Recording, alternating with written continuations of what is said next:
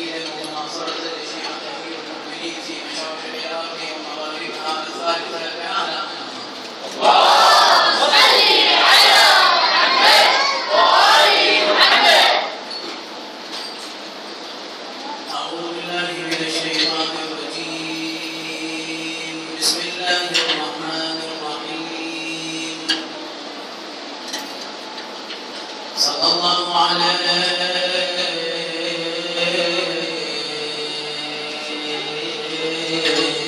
يا سيدي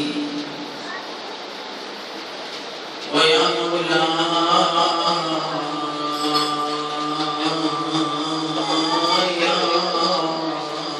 يا رسول الله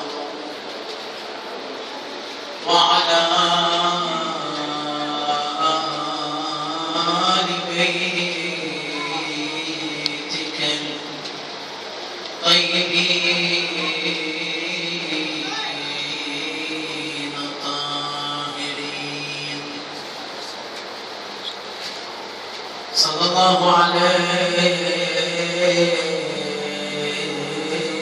يا سيدي ويا مولاي يا أبا عبد الله يا عبرة المؤمنين ويا باب نجاة الأمم يا قريب يا مغرور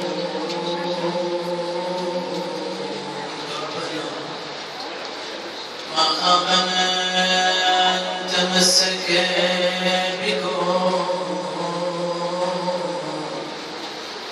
وأمن من لجئ إلى أصلكم فيا ليتنا كنا معكم سادتي فنفوز فوزا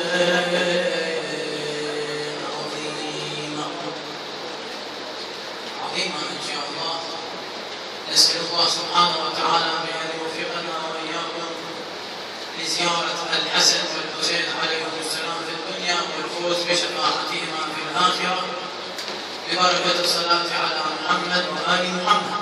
اللهم صل على محمد وآل محمد. قال الله تعالى في محكم كتابه الكريم. بسم الله الرحمن الرحيم. إن الذين توفاهم الملائكة ظالمي أنفسهم قالوا فيما كنتم قالوا كنا مستضعفين في الأرض قالوا ألم تكن أرض الله واسعة فتهاجروا فيها. هذه الآية المباركة أيها الأخوة والأحبة تبين لنا تفاصيل الهجرة المباركة وتداعيات الهجرة المباركة، لأن الهجرة النبوية المقدسة تعتبر انعطافا أساسيا ومحوريا في تأليف وتأسيس الدولة الإسلامية والدين والشريعة المحمدية، لأن قبل الهجرة كان المجتمع الإسلامي يعيش حاله، وبعد الهجرة المجتمع الإسلامي أصبح يعيش في حالة أخرى. الفرق بين الحالة الأولى قبل الهجرة والحالة الثانية بعد الهجرة، يعني قبل الهجرة المجتمع الإسلامي والمسلمين الأوائل كانوا يعيشون حالة من الخوف والضياع والاضطهاد. كان ما يحمل الإنسان المسلم أن يمارس حرية الدعوة إلى الله، حرية الدعوة إلى الإسلام في قريش. ولكن تجد بأن بمجرد أن انتقل المسلمون وهاجر المسلمون من مكة المشرفة المباركة إلى المدينة بدأ الأمر يختلف. يعني هذا المجتمع الإسلامي البسيط، هذه نواة الإسلام الذين كانوا مستضعفين كانوا يقتلون ولا أحد يدافع عنهم، أصبحت لديهم دولة وأصبحت هنالك معالم للدولة الإسلامية الأولى، وأصبح يحسب لهم حساب، أصبحوا يشكلون قوة ضاربة ولديهم جيش ولديهم مملكة. لكن قبل الهجرة ما كان لهم قيمة، يعني ما كان للمسلم حق أن يعيش أصلا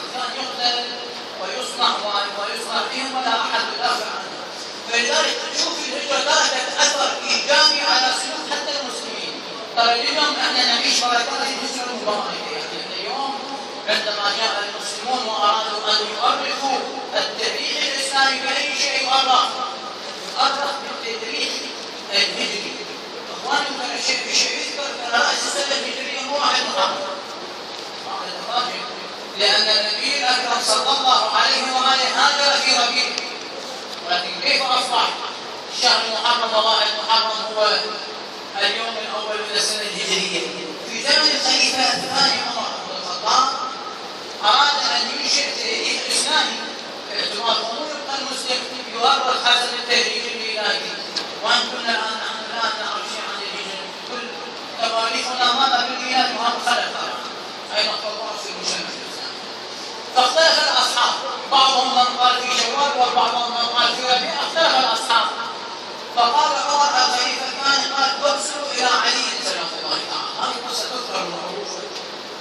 فقال له يا أبا الحسن ماذا تقول؟ لأن الصحابة وجمهور الصحابة الأوائل عندما يختلفوا في شيء إلى من يرجعون؟ يرجعون إلى علي سلام الله تعالى عليهم، لأنهم يعلمون ويعتقدون وهم على يقين أن علي عليه السلام هو الامتداد الطبيعي للنبوة، هو الذي أوصى به رسول الله صلى الله عليه وآله. فقال له ماذا تقول يا أبا الحسن؟ قال اجعلوا شهر محرم هو الشهر الأول من السنة الهجرية، وكان النبي هاجر في ربيع. على كل حال فأصبح رأس السنة الهجرية ماذا؟ والله المحرم. اليوم مع الأسف الشديد حتى في مدرسة أهل البيت الشيعة الآن نشوف المسجات يا بنبارك لكم حلول السنة الهجرية، مبارك الله حلول السنة الهجرية عن محضر الحسين سلام الله تعالى. نحن لا ندع ولا نفسح المجال للأفكار التي يحملها البعض ويدسها إليها، يدس السم في العسل. يا نبارك لكم اليوم رأس السنة الهجرية، لا يقول يا سنة هجرية، نحن نخاف نوصل بينا يصير عندنا أفراح عاشوراء، لا ولا رأس السنة الهجرية هي أيام حزن، أيام بكاء على الحسين سلام الله. على كل حال فشوف الهجرة المباركة تركت آثار على المجتمع الإسلامي. فبدأ المجتمع الإسلامي، المجتمع المدني الذي يعيش في المدينة المنورة، بدأ يتعامل على أنه دولة.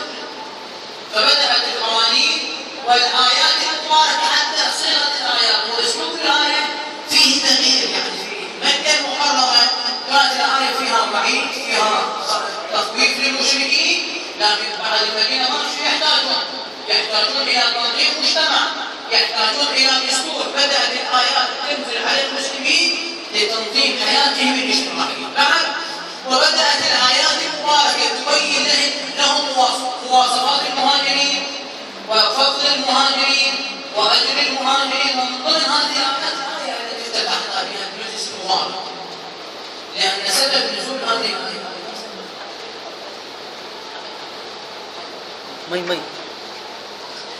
لأن الآية التي افتتحنا بها المجلس المبارك هي نزلت في مجموعة من المسلمين الأوائل. هؤلاء المجموعة كانوا يعيشون في مكة المكرمة، كانوا مسلمين، وعندما جاءت الأوامر الإلهية تركوا أن شئت إلى قبل السبيل بالهجرة وما ترى بها من اليوم أن نستفيد منها، لأن القرآن يتماشى مع كل الرسول ومع كل الأزمنة. إن شاء الله سنقف على فوائد والعبر من هذه الآية القرآن.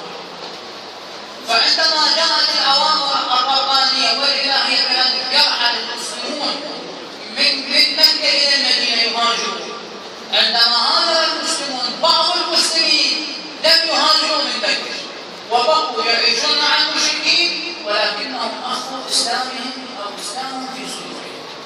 عندما وقعت معركة بدر وما جرى وخرج المشركون بقتال النبي والإسلام، تشوف هؤلاء أجبروهم على الخروج لقتال النبي محمد صلى الله عليه وآله، لأن قريش رفعت شعار برئت الذمة ممن لم يخرج لقتال محمد صلى الله عليه وآله. شو معنى؟ يعني الذي لا يخرج لقتال النبي صلى الله عليه وآله يقتل ويعلم داره وتصفى نسائه. فبالتالي هؤلاء حتى وإن كانوا مسلمين اضطروا للخروج مع هؤلاء المشركين. عندما خرجوا من ضمن هؤلاء العباس عم النبي وقع أسير في يد المسلمين في قصة مفصلة طبعا، وبقي حتى صباح من جراحه، وفي اليوم الثاني النبي أقول صراحة بعد عقيل ابن أبي طالب أيضا أجبر على القتال ووقع أسير في يد المسلمين. يعني شخصيات معروفة.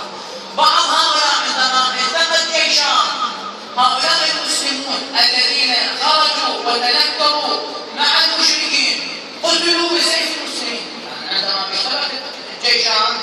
هؤلاء المسلمين الذين لم يهاجروا قتلوهم جيش النبي، قتلوا هؤلاء. فالآية شكر آية المبارك ماذا تقول؟ إن الذين توفاهم الملائكة، من هؤلاء المشركين؟ هسه الملائكة باعتبار الله توفى الأنفس، لكن هؤلاء رسل الله أخبروا من هؤلاء. إن الذين توفاهم الملائكة ظالمي أنفسهم. الله أشد من ظلم النفس على الإنسان عندما يأتي بنفسه ويجعل نفسه تعيش مع الكفار، الله أشد من هذا الظلم. شكلهم الملائكة. فيما كنتم؟ أين كنتم أنتم؟ لماذا لم تهاجروا؟ هذا الصراحة فيه توبيخ لهؤلاء. شيء يقولون يقول كنا مستضعفين في الأرض، ترى مستضعفان ما عندنا قدرة نهاجر. ترى ما كان ضعيف قوة بدني، لا كان ضعيف الإيمان. مع الأسف الشديد تشوف البعض ما عنده قدرة أن يضحي من أجل الدين. ترى أولادنا الدين مرات يحتاج تضحية. وجاهدوا بأموالهم وأنفسهم في سبيل الله. مرة الإنسان يدافع عن دينه بأمواله، مرة يدافع لا بنفسه. اليوم نشوف هؤلاء الأطفال الذين ينامون على سواتر العز والكرامة، أبناء الحسين، أبناء المدارس، يضحون بكل ما يملكون من أجل الدين. اليوم ما هذا علي بن أبي طالب. على كل حال اليوم احنا نشوف مع الأسف البعض ما عنده قدرة أن يضحي بساعة أو ربع ساعة أو نصف ساعة كل يوم من أجل أن يدافع فيها عن دين. هسه البعض يحضر في صلاة جماعة أو يحضر في درس فقهي ينفع نفسه، أو لا يحضر إلى مدارس الحسين. ترى هي أيضا تحتاج إلى تضحية. يعني أنت جزاكم الله خير، الآن كلكم عندكم مشاكل وعندكم أبناء وعندكم نساء، ادعوك عيالك وادعوك وتجلس في مسجد الحسين. أنت الآن تضيع ساعة من وقتك، هذه تضحية واقع حال. أنت لعله تشوف هذه تضحية بسيطة، لا، ولكن عند الله لها قيمة، لها قدر، لها ثواب. لأنك في هذا الجلوس، في جلوسك في مدارس الحسين أو جلوسك في المساجد، علي بن أبي طالب يقول إن جلوسي في المسجد أحب إلي من جلوسي في الجنة. لماذا يا أبا الحسن؟ يقول لأن جلوسي في المسجد فيه رضا ربي، أما جلوسي في المسجد فيه رضا نفسي. فالآن أنتم جزاكم الله خير، جلوسكم في هذا المكان المبارك إن شاء الله فيه رضا الله سبحانه وتعالى، جزاكم الله خير. فتشوف هؤلاء الذين ما استطاعوا أن يهاجروا وما استطاعوا أن يضحوا بشيء من أموالهم، ليش ما هاجروا؟ البعض كان يمتلك أموال في مكة، والبعض كان يمتلك مثلا مساكين في مكة، وما استطاع أن يجازف وأن يترك تلك المساكين ويهاجر مع النبي. ما استطاع، ما عنده قدرة التضحية، ما عنده قدرة التفاني. حتى ماذا وقتل بسيف المسلمين وهو تحت راية المشركين. كان هذا الناس له الآخرة قطعا إلى جهنم. ونسأل الله سبحانه وتعالى بأن يرزقنا حسن العاقبة والثبات على دين محمد وآل محمد صلى الله عليه وآله وسلم. صلاة محمد وآل محمد. اللهم صل على محمد وآل محمد. فالآية تتحدث عن الهجرة. وإخواني ترى الهجرة مو مسألة خاصة بالإنسان، لا. حتى الحيوان نجرة الله عند مواسم الهجرة، الطيور لها مواسم الهجرة مثلا، الأسماك لها مواسم الهجرة. لكن الفرق بين هجرة الإنسان وبين هجرة الحيوان، الحيوان تدفعه الغريزة للهجرة بحثا عن الغذاء والطعام. أما الإنسان فيدفعه، الذي يدفع الإنسان إلى الهجرة الدين والاعتقاد. لأن تشوف الأنبياء، كثير من الأنبياء تركوا الديار وهاجروا. مثلا موسى سلام الله تعالى عليه هاجر من العراق إلى مصر إلى الشام إلى فلسطين ثم عاد إلى مصر. إبراهيم سلام الله تعالى عليه جبر من العراق من الناصرية مثلا إلى الحجاز إلى الدول كثيرة. هذا يبلغ رسالة الله سبحانه وتعالى. لوط سلام الله تعالى عليه إني مهاجر إلى ربي، ترك قومه في ذلك العذاب وهاجر إلى مكان يستطيع أن يبلغ فيه رسالات السماء. النبي محمد صلى الله عليه وآله أيضا هاجر، ولقد كان لكم في رسول الله أسوة حسنة. لماذا هاجر النبي؟ لأن النبي محمد صلى الله عليه وآله عندما نظر إلى المجتمع القريشي إلى المجتمع المكي شاف السماء قبل أن يبلغ الرسالة لهؤلاء. هذا مو بالنبي، لا، هم كانوا قابلين عملية لاستيعاب الرسالة المحمدية، فقرر أن يهاجر وأن يبحث إلى أرض أو إلى مدينة تستطيع فيها قاعدة تستطيع أن تتقبل الدين الإسلامي. فعلا المدينة المنورة استطاع النبي أن يؤسس صلى الله عليه وسلم دولة إسلامية ضخمة جدا، حتى أئمتنا سلام الله تعالى عليهم. شوف علي بن أبي طالب سلام الله تعالى عليه هاجر من المدينة المنورة إلى البصرة ثم إلى العراق وأسس عاصمته العاصمة الإسلامية في العراق. لماذا؟ لأن شاف المجتمع المكي ما عنده قدرة أن يتعامل مع علي بن أبي طالب، أكثر يتفجر، لأن علي قتل آبائهم قتل أجدادهم بسيف الإسلام وغث قلوبهم وفي دار المنبر أحبابا حنينية وخيبرية، وهكذا قتل آبائهم بسيف الإسلام لأنهم أبناء مشركين وكفار. لكن نسأل سؤال نقول ما هو حكم الهجرة؟ يعني الهجرة هل هي واجبة؟ هل هي محرمة؟ هل هي مكروهة؟ هل هي مستحبة؟ أم لا مباحة؟ لأن الأحكام الشرعية الأحكام التكليفية التي تتعلق بأفعال الإنسان خمسة. مرة تكون الهجرة واجبة، شلون يعني؟ يعني هذه السفرة وهذه الهجرة تكون مقدمة لعمل واجب، مثل يعني أنا أريد أن أؤدي مناسك الحج والواجب واجب، فشو تكون هذه الهجرة على الإنسان المستطيع؟ تكون واجبة. مرة لا، هذه الهجرة أنا أريد أن أدفع بها وأدافع عن مسلم عن مؤمن، فبالتالي شو تكون على هذه الهجرة؟ واجبة. مرة شو تكون الهجرة؟ تكون هجرة مستحبة، مثل ايش؟ أنا أهاجر لطلب العلم، مو ضرورة علوم الدين، لا، علوم الطب، الفيزياء، الكيمياء، العلوم التي تخدم المجتمع الإسلامي، وطلب العلم واجب وأنا عمل مستحب أكدت عليه الرواية. شو تكون الهجرة واجب؟ تكون مستحبة لأن هذا العمل لا يمكن أن أقوم به إلا من خلال السفر والإجلاء أو أسافر للتجارة، باعتبار التوسيع على العيال أو التوسعة على العيال من الأمور المستحبة، وهذه التجارة لا يمكن أن تتم إلا بالسفر بالهجرة. فش تكون الهجرة؟ تكون مستحبة. مرة لا، تكون الهجرة مرة مكروهة، مثل يعني أنا أسافر من بلاد المسلمين، من بلاد فيها مساجد، فيها مراقد، فيها حسينيات، فيها إسلام، إلى بلاد ما تتواجد فيها هذه الأمور. فبالتالي عندما أذهب إلى تلك البلاد بعد أن أقدر أحافظ على ديني ولا لا؟ على أنه ما أستطيع، لأنه أنا اليوم عندما أتي إلى مجلس الحسين أخذ شحنات إيمانية. عندما أذهب إلى زيارة الربيع المبارك ماذا أخذ شحنات، أخرج من محمد بالإيمان بالتقرب إلى الله سبحانه وتعالى. فبالتالي هذا الإنسان الذي يترك بلاد المسلمين ويهاجر إلى بلاد لا يوجد فيها إسلام، شو تكون الهجرة؟ مكروهة. مرة لا، تكون الهجرة محرمة، مثل ايش؟ يعني أنا أسافر وأهاجر من أجل نصرة الظالمين، نصرة الظالمين، ولا تركنوا إلى الذين ظلموا فتمسكوا النار. محرم لا؟ وشوف مع الناس اليوم عندنا يريد يهاجر من فلسطين بدل أن يفجر نفسه على اليهود ما يفجر نفسه في مساجد الشيعة على كل حال. وهذه هي محرمة وهي مباحة. ليش؟ يعني أنا اليوم أنا أسافر إلى سوريا، أسافر إلى لبنان، إلى أمريكا، إلى فرنسا، ماذا؟ أي وضعي أتونس يومين ثلاثة وأنا ما مباح. أريد أسافر أي ما أسافر. فنقول إحنا اليوم شو نواجه مشكلة إخواننا، مسألة اللجوء والسفر والهجرة هسه ما يسع، ولا هي تحتاج محاضرة. قراءات إخواني مدروسة، لأن المجتمع الغربي الآن يحتاج إلى أيدي عاملة، لأنه مجتمع عجائز. ليش مجتمع عجائز؟ لأن الشباب بدأوا لا يتزوجون. لماذا يتزوجون؟ كل شيء متوفر.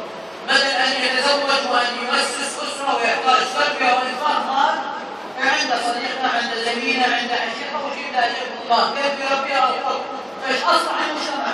أصبح مجتمع فيه شباب قليلون جدا. الأيدي العاملة قليلة، فإيش يحتاج أيدي عاملة، وهذه الأيدي العاملة تأخذ أجور بسيطة. يعني العراقي هو مهاجر، فبالتالي الدولة تأخذ من العراق أموال من مصدر النفط وتعطي 1% بس فقط يشتغل عليه، لا شغل كالناس، لا شغل يوصل المعيدات، يشتغل. أنا أقول لك العراقي يشتغل تاجر مهندس فقط عن هذه الأعمال السخيفة التي هناك تفسر ما يدعو الناس الى اليهود والنصارى، وترى الذي يخرج من العراق والله خسران. واللي كان مسافر يعطي على هذا الكلام. رحم الله السلام الذي يقول الشمس اجمل في بلادنا من سواها والظلام. لماذا يا بدر شرط السلام؟ يقول لانها تحتضن العراق. هذا العراق علي بن ابي طالب، علي الذي كان بيت الله، كانت مكه، كانت مدينه رسول الله، وجاء الى هذا البلد المبارك. فتشوف امامنا الحسين سلام الله تعالى عليه عندما اراد ان يهاجر الى اين يهاجر؟ الى اي بلد؟ راح المانيا؟ راح فرنسا والكيد؟ لا. الامام كانت امام الحسين ثلاثه خيارات لا رابع لهما. الخيار الاول ان يبقى في المدينه المنوره، وهذا خيار مو صحيح، لان الامام كان يعلم بان هنالك 30 شخصيه مهيئه وارسلت لقتل الحسين، وقال لهم يزيد اقتل الحسين حتى وان كان متعلقا باسكار الكعبه. فبالتالي تنتهى به دعوه بنبي الحسين، وقتل الحسين لا يترك اثر في المجتمع الاسلامي، وهذا لا يرضى به الحسين. الامر الثاني او الخيار الثاني امام الحسين ان يهاجر الى اليمن او الى افريقيا، وهذا خيار حكم محمد بن الحنفيه صلى الله عليه وسلم.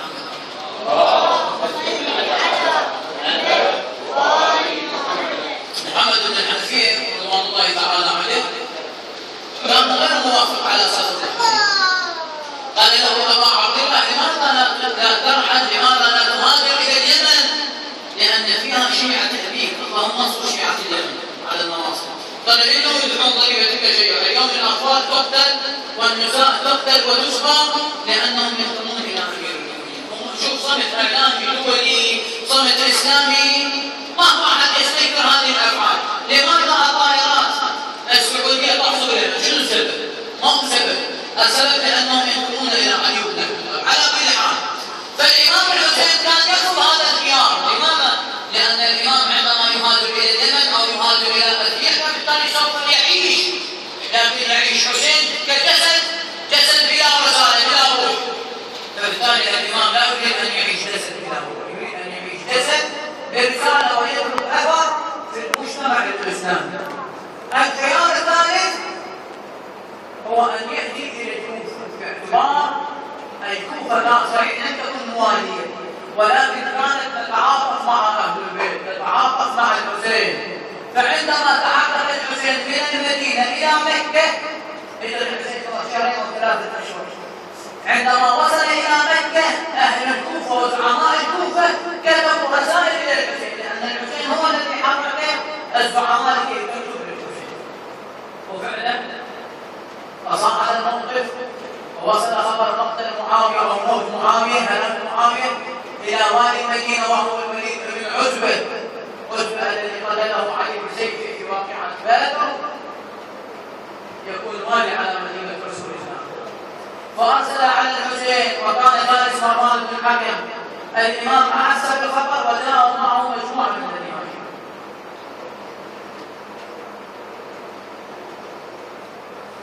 مجموعه من بني هاشم دخلوا على الامير على الوليد، قال لقد مات معاويه. الحسين استرجع قال انا لله وانا اليه راجعون. هذا الوليد كان يتجنب التصادم مع الحسين، بس اما خوفا من الحسين او كان يخافنا الله يعني. فقال يا ابا رسول الله جاءني كتاب من يزيد، وهذا الكتاب يامرني باخذ البيعه منه. الحسين عليه السلام التفت قال ان مثلي لا يبايع هكذا بالسلطه، هذا نصبح وتصبحون فتبعوا الناس وتدعون مع الناس فنبايع او لا نبايع. قال لا بس اذهب الى رسول الله. مروان بن الحكم جالس قال توقف ايها الامير، اعلم فانك لن تستطيع على مثلها، لان الحسين اذا خرج اليوم من القصر لن تستطيع عليه حتى تكثر القتل بينكم وبينهم. اما ان يبايع الحسين واما تضرب عنق الحسين. الحسين هنا يتذكر قال انت تامر بقتل ابن الزرقاء مو مروان، متردد مروان. الزرقاء كانت لها بيت من ذو الرايات، يعني شنو ذو الرايات؟ يعني كانت تدير بيت من بيوت الدعارة. اذا انت تامر بقتل ابن الزرقاء احنا التفت الإمام وأعلم، قال أعلم أيها الأمير، نحن آل بيت موضع النبوة وموضع الرسول مختلف الملائكة، بنا فتح الله وبنا ختم الله، وإني في فاسق شارب الخمر وقاتل النفس المحرمة، وإن مثلي لا يبايع مثله. ارتفع صوت الحسين داخل بني هاشم يتقدمهم أبي الفضل العباس سلام الله تعالى عليه. خرج الإمام معززا مكرما. إلى أين يتوجه؟ توجه إلى قبر جده رسول الله، يودع قبر النبي محمد صلى الله عليه وآله. ضمني عندك يا جداه في هذا الطريق، عدني من بر زماني أستريح، إلى آخر القصيدة. ثم توجه إلى قبر الزهراء. أراد الإمام أن يسافر، أن يهاجر بركب الشهادة من المدينة إلى كربلاء. قال بني القاسم اذهب وتكفل ذراع عمتك زينب. ذهب القاسم قال السلام عليك عمتي زينب. قال عليك السلام. قالت عليك السلام يا ابن أخي. قال أرسلني للحسين لكي أكون كافلا لوحدي.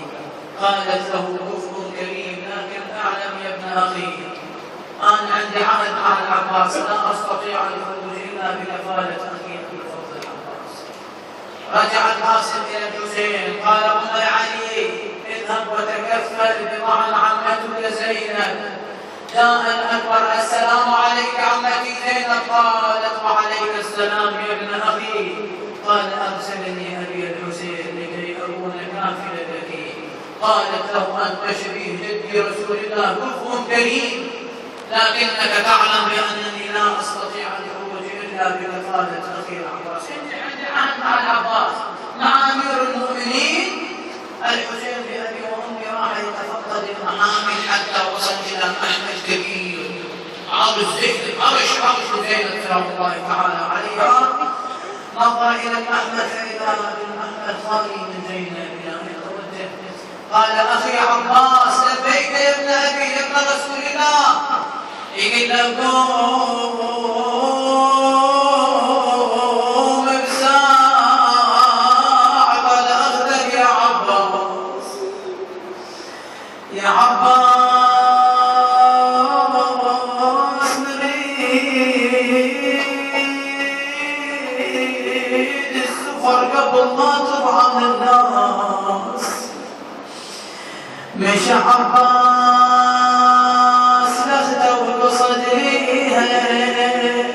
والله شافت راسها وشافت وليها. صاحت هلا هلا بجيتك يا عباس. خويا شايل الغير وشايل النواس. خويا ايش عندك بالدرع معلم وبالطاس. وشوف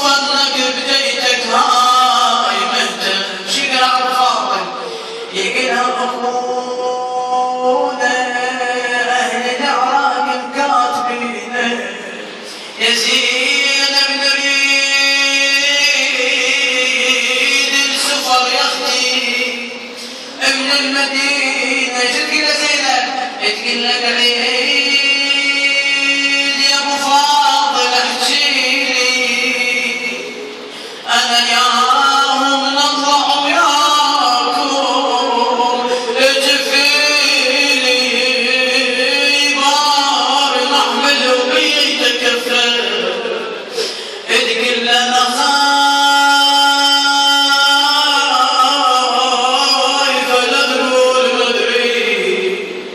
مدري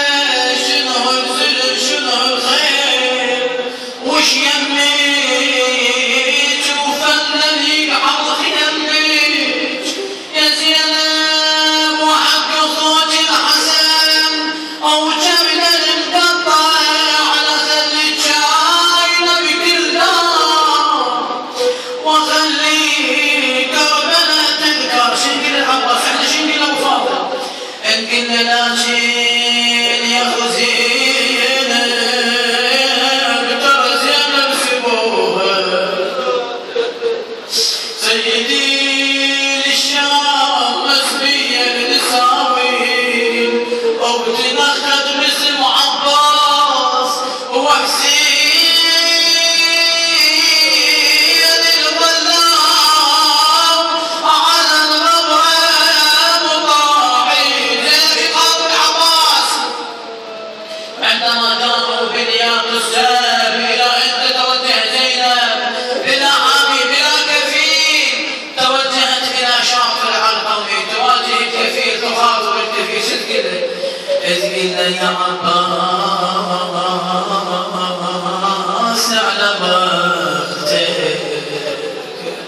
خوي على بختك أنا صديت للشاطئ وندهتك خويا على قبلك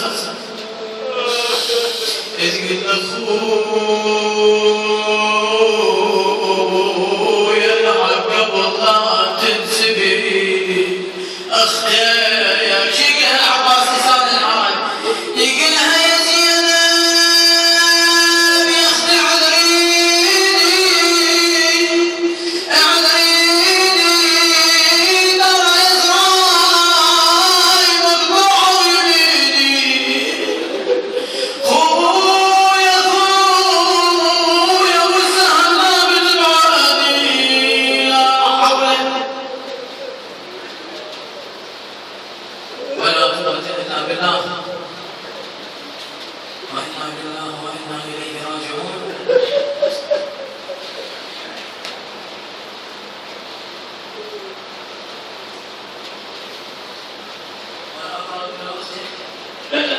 استغفر خالق الزهراء والصلاة على محمد وآل محمد اللهم صل على محمد وآل محمد. شيخنا قال اشكرك الله يحفظك طفي